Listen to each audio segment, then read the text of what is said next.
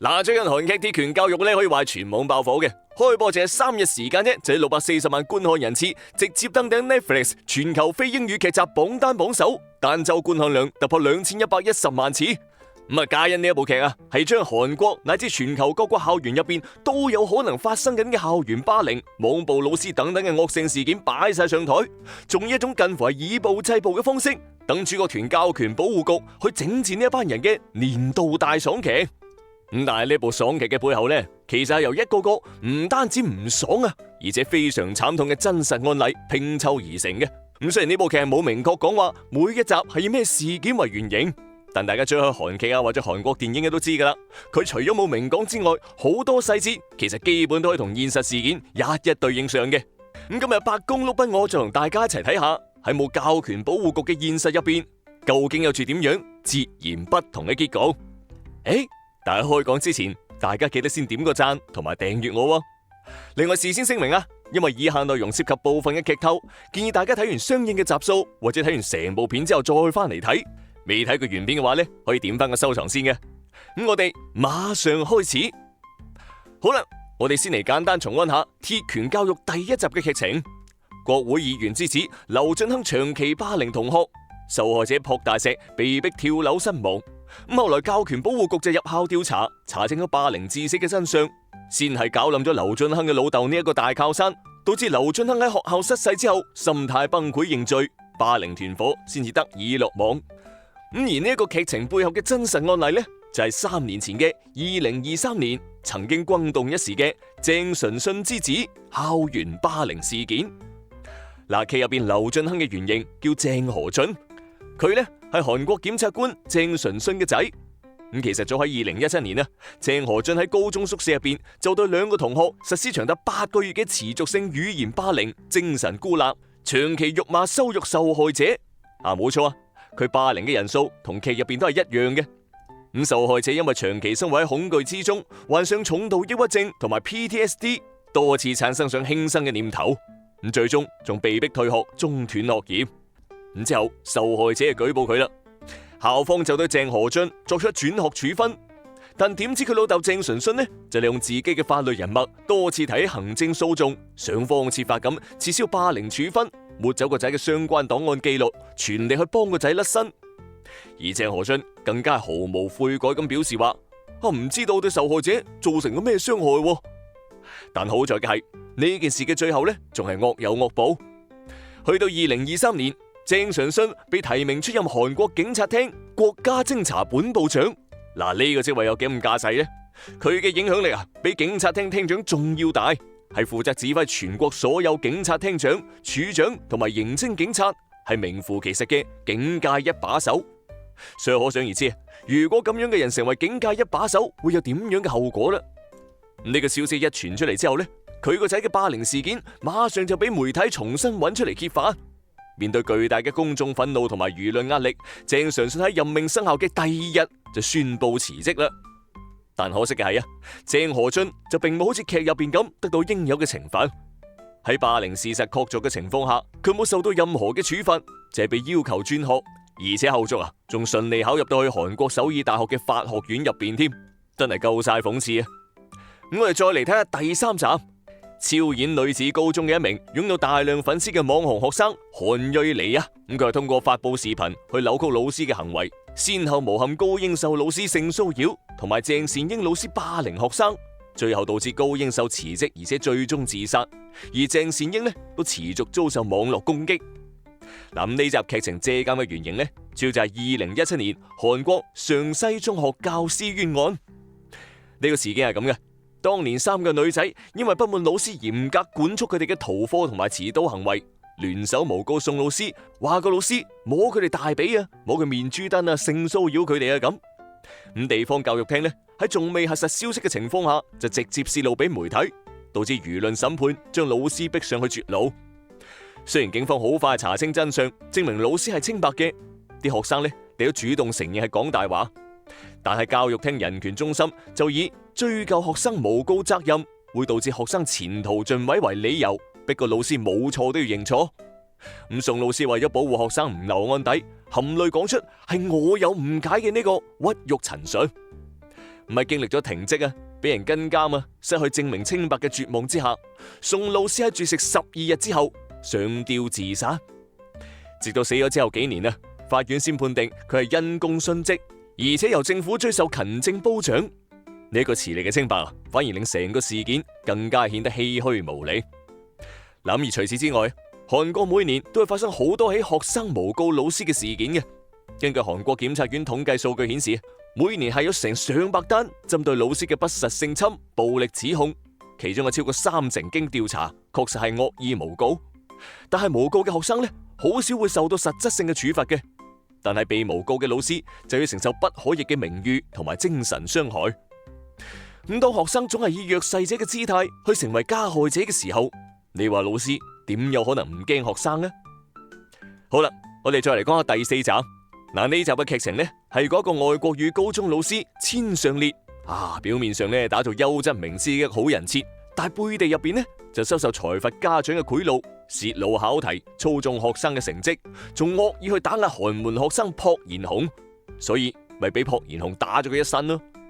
唔喺教權保護局介入調查之後，佢哋係公開罪證，將名師千上烈逮捕，朴妍洪先得以洗清冤屈。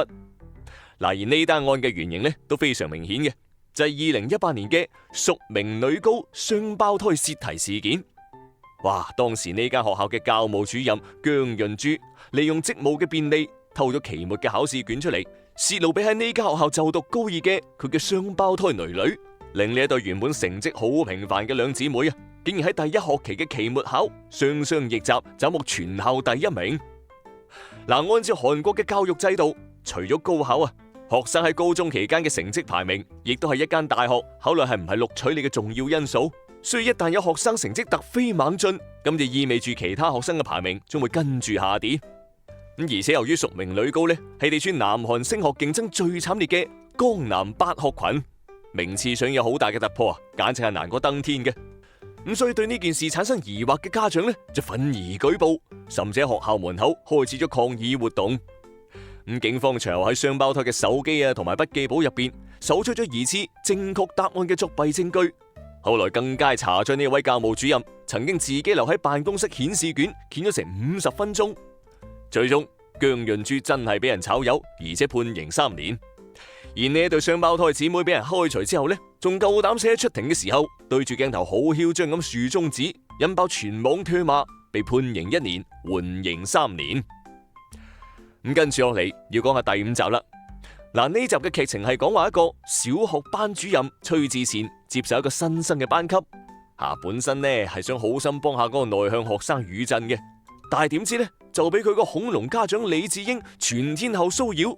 唔單止擅自查佢嘅手機號碼、住喺邊度同埋交友情況，甚至用批評老師嘅私生活同埋喺網上發出嚟嘅帖，甚至對佢惡意投訴以及造謠網暴，導致崔智善壓力過大，產生咗輕生念頭。最後好彩俾教權保護局救翻條命。呢一集嘅原型呢都係非常明顯同埋出名嘅，就係首爾嘅瑞義小學女教師教室自殺案。2023年嘅7月，一名24歲嘅年輕女教師朴仁惠喺自己任教嘅課室入邊自殺離世。咁老師通過後續嘅調查，還原咗佢生前嘅遭遇。原來係因為班上有個女學生攞鉛筆刮親個男學生。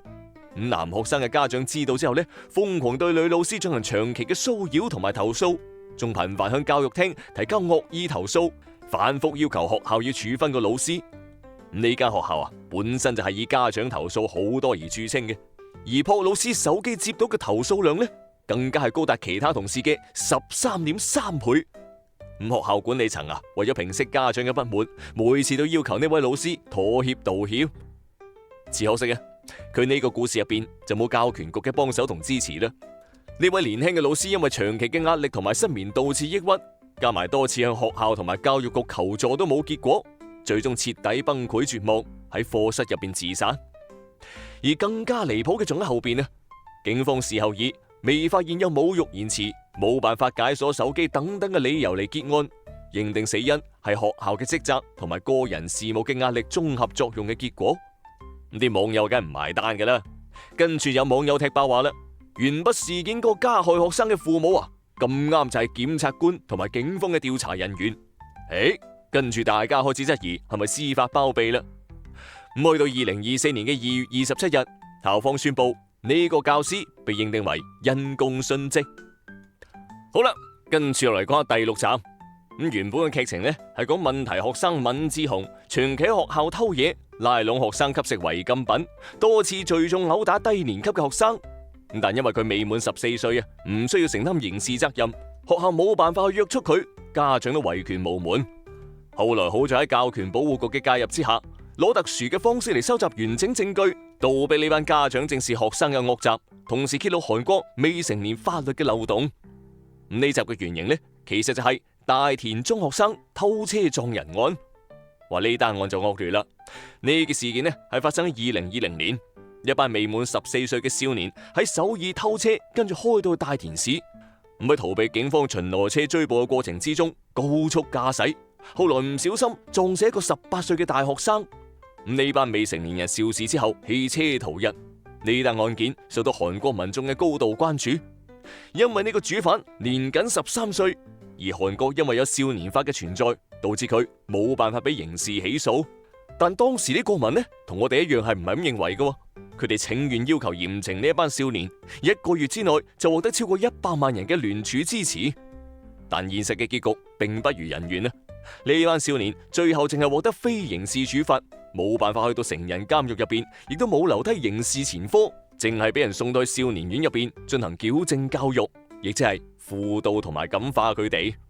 呢個結局係真係夠晒韓國啦。冇啦，第8集其實同第6集呢都有反映同一個問題嘅，咁就係學生染毒嘅問題。呢集講嘅呢係名校家長太過內捲啦。鄭賢民嘅媽媽為咗去俾佢考上醫學院，長期逼個仔服用藥物，導致鄭賢民藥物成癮，身心崩潰。教權保護局介入之後，羅華鎮叫鄭賢民嘅媽媽自己親身體驗下高壓備考嘅生活係點嘅，先至令佢發現原來自己嘅育兒方式係錯嘅，最終阻止咗呢一場家庭悲劇。呢一集乃至係第6集關於吸毒部分嘅原型呢，都非常出名嘅，咁就係江南頂級補習街大自動毒飲料事件。而且我個人認為啊，係比劇入邊更為之誇張險惡嘅。2023年啊，有不法分子喺首爾江南大自動舉行虛假嘅免費試飲活動，佢哋呢對未成年學生免費發放聲稱可以提升專注力嘅飲料，其實係毒品啊！而且叫佢哋填寫問卷調查，去獲取學生家長嘅聯繫方式。其實目的啊，就係喺後邊打電話俾佢哋家長，威脅佢哋話：你個仔吸毒啊，你快啲俾錢過嚟啊吓，咪先我報警噶啦。靠住呢一招嚟恐嚇斂財。由於嗰啲飲料外面嗰個包裝嗰度啊，係印住知名製藥公司嘅商標。呢班學生啊，大多數都喺各種媒體上面見過一啲眼熟嘅。有啲戒心唔高嘅人呢，就一啖咕一聲吞咗佢噶啦。後來警方檢測出飲料入邊含有冰毒，即係甲基苯丙胺同埋牛奶混合嘅成分。呢類藥物如果長期濫用啊，會造成藥物成癮、流鼻血、心悸、嚴重失眠，學生好容易會出現抑鬱、自殘等等嘅精神問題。就好似劇入邊鄭賢民服藥之後咁啊，流鼻血暈低，甚至係產生輕生嘅念頭。但係更加可笑嘅係，當教育部門喺校內開展藥物篩查嘅時候，有唔少家長抱團公開抗議抵制。佢哋指責呢個檢測呢，完全係耽誤補習，影響佢哋升學。哇！喺咁樣嘅內捲環境之中，升學嘅重要性居然已經凌駕自己小朋友嘅身心健康之上，真係非常之可悲啊！好啦。以上呢啲呢，就係鐵拳教育嘅原型事件盤點啦。但正如導演洪宗燦受訪嘅時候講嘅咁啊，與其話係影射某一個特定事件，不如話係呈現咗喺社會上面不斷周而復始發生嘅共性事件。呢啲事件喺韓國乃至係全球都唔罕見嘅。之所以分享呢啲原型事件俾大家知呢，都淨係想讓大家知道喺現實之中，喺冇教權保護局嘅情況下，呢啲事件嘅真實結局究竟會係點樣嘅？雖然好多人可能唔同意教權保護局以暴制暴、凌駕於法律之上嘅呢啲做法，但呢一部劇之所以可以令咁多人產生共鳴同埋覺得好爽，仲唔係因為大家已經受困喺咁樣嘅環境入面太耐，冇辦法破局咩？所以鐵拳教育雖然係唔完美啊，但佢起碼為我哋提供咗一種可能性，提供咗一種假設嘅未來。我哋之所以追捧鐵拳教育呢種爽劇，本質唔係向往衝突同埋對抗，而係我哋渴望有一套公平嘅、有溫度嘅教育體系，即係老師可以安心教書育人，唔使驚無端端嘅投訴同埋網暴，學生唔使恐懼校園嘅霸凌，喺佢哋求助嘅時候有回應有依靠，無論家境貧富都好，所有人都可以享受平等嘅教育規則，呢啲先至係我哋真正想要嘅嘢。咁好啦，本期節目就講到呢一度。咁最後想問下大家，你支唔支持喺現實生活中設立教權保護局咁樣嘅機構呢？咁你喺現實當中又有冇遇到過喺劇入邊類似嘅事件呢？最後嘅結果又係點樣嘅呢？歡迎你喺評論區入邊留低你嘅睇法，一齊討論。咁如果你中意本期嘅視頻嘅話，記得點個 like 同埋訂閱我咯。我係八公碌斌，帶你去睇世界嘅另一面。咁我哋下期節目再見啦，拜拜。